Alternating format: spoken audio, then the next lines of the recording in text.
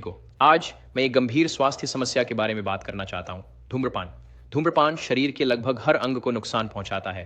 ये दिल की बीमारी, स्ट्रोक, कैंसर, विशेष रूप से फेफड़ों के कैंसर और पुरानी श्वसन बीमारियों का जोखिम बढ़ाता है, जैसे सीओपीडी। ये आपकी प्रतिरक्षा प्रणाली को भी कमजोर करता है और आपकी आयु प्रत्याशा को कम करता है। और यह न भूलें कि दूसरे हाथ का धुआं आपके आसपास के लोगों को, विशेष रूप से बच्चों को, नुकसान पहुंचाता है। लेकिन अच्छी खबर यह है कि छोड़ने में कभी देर नहीं होती। धूम्रपान छोड़ने में आपकी मदद करने के लिए यहाँ 10 डॉक्टर सिफारिशी सुझाव दिए गए हैं।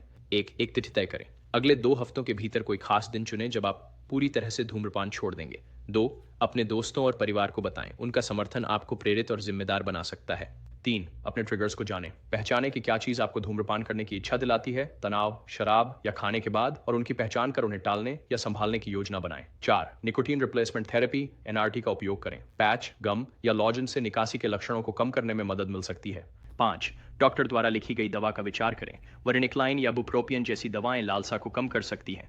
6, सक्रिय रहें। शारीरिक गतिविधि लालसा को कम करती है और वजन और तनाव को प्रबंधित करने में मदद करती है। 7, विश्राम तकनीकों का अभ्यास करें। गहरी सांस लेना, ध्यान और योग चिंता को कम कर सकते हैं।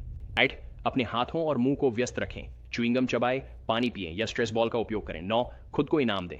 वह पैसा जो आप सिगरेट पर खर्च करते बचाएं और खुद को इनाम दें। खुद की मदद करें। 10, पेशेवर मदद लें। एक समर्थन समूह में शामिल हों या धूम्रपान छोड़ने के लिए प्रशिक्षित सलाहकार से बात करें। याद रखें, धूम्रपान छोड़ना एक यात्रा है और हर कदम महत्वपूर्ण है। धूम्रपान छोड़ने के कुछ घंटों के भीतर ही आपका शरीर ठीक होने लगता है, इसलिए आज ही शुरू करें। आपका भविष्य का खुद आपका धन्यवाद करेगा। स्वस्थ रहें और ध्यान रखें।